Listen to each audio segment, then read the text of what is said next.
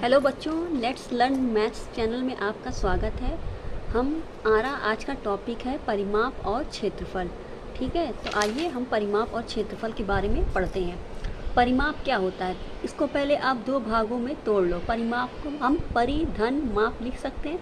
परि का अर्थ होता है चारों ओर और माप का अर्थ होता है मापना। ठीक है, तो किसी आकृति की सभी भुजाओं की माप को परिमाप कहते हैं। सभी मतलब चारों ओर की भुजाएं, ठीक है, वो हमारी क्या कहलाती हैं, परिमाप कहलाती है। चारों ओर से मतलब यहाँ सभी भुजाओं से है।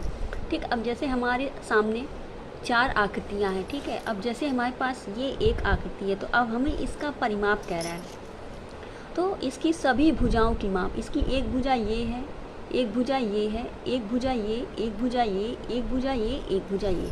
ठीक है, तो जैसे अब मान लो हम इसको कुछ, इसका कुछ मान दे दिया 5, ये 7 सेंटीमीटर, ये 2 सेंटीमीटर, ये 8 सेंटीमीटर और ये हमारा 9 सेंटीमीटर। ठीक, तो अब इसका परिमाप क्या होगा, इस भुजा का धन प्लस इस भुजा की लंबाई प्लस इस भुजा की लंबाई 2 प्लस इस भुजा की लंबाई 8 प्लस इस भुजा की लंबाई 9।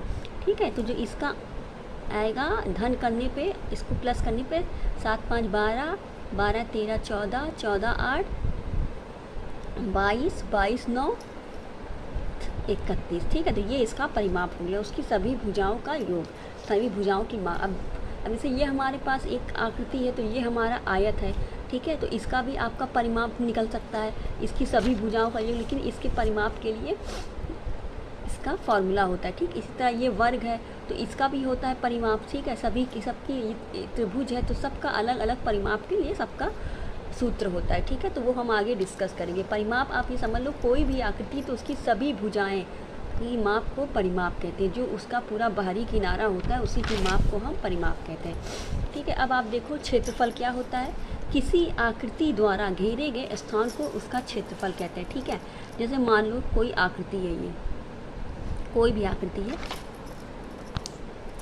ये कोई आकृति है, हाँ, तो ये इस आकृति द्वारा ये छेका गया, इतना जगह छेक ली गई, तो यही इसका क्षेत्रफल। जैसे ये पेन है, अब इस पेन को हम इस प्लेन जगह पे रख दिए तो ये पेन हमारी इतनी जगह कवर कर ले रही है कॉपी की, तो इसी को इसका क्षेत्रफल कहते हैं। इतना स्थान घेर ले रही है कॉपी का, तो यही हमारा क्षेत्रफल हो गया। ठीक है, जैसे देखो छाया पड़ रही है ना, तो ये छाया पूरा कवर कर रही है ना, तो यही हमारा क्षेत्रफल हो गया। ठीक है, फिर हमारे पास कुछ आकृतियाँ हैं जिनके बारे में हम बताएंगे आपको चित्र के माध्यम से और उसका कुछ सूत्र बताएंगे। ठीक है, तो पहली आकृति हमारी वर्ग है। वर्ग क्या होता है, देखो ऐसा चतुर्भुज जिसकी चारों भुजाएं बराबर होती है वर्ग कहलाता है। ठीक, चतुर्भुज क्या होता है, चार भुजाओं से घिरी आकृति चतुर्भुज कहलाती है। कोई भी आकृति जिसमें चार भुजाएं हैं वो हमारा चतुर्भुज कहलाता है।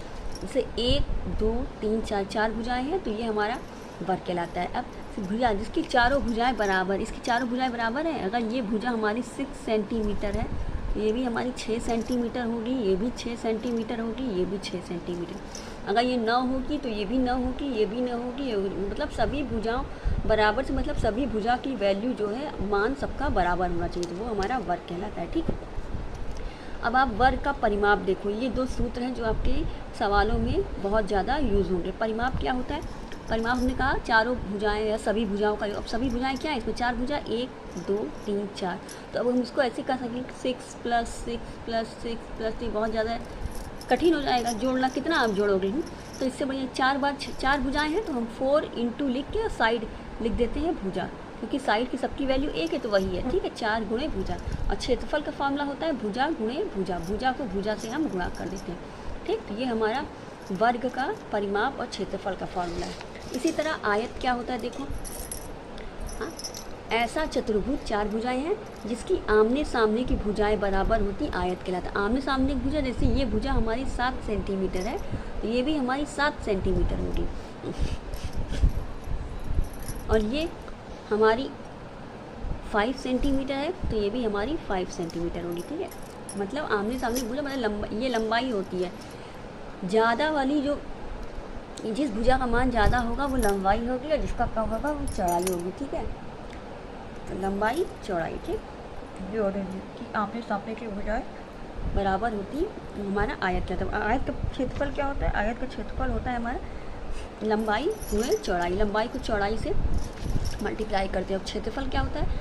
2 ब्रैकेट में लंबाई प्लस चौड़ाई, ठीक है। 2 लंबाई की वैल्यू रख देंगे प्लस चौड़ाई की वैल्यू, उसको हम हल कर लेंगे, ठीक है। तो ये छोटा सा वीडियो था जिसमें हमने परिमाप क्या होता है, क्षेत्रफल क्या होता है, कुछ आकृतियों का के बारे में बता दिया। अब हम नेक्स्ट वीडियो में आपकी इसी चैप्टर से संबंधित हम सवाल हल करेंगे। ओके, अगर आपको वीडियो पसंद आया हो तो वीडियो को प्लीज़ लाइक कर देना, चैनल को सब्सक्राइब कर देना, ठीक। Okay, thank you.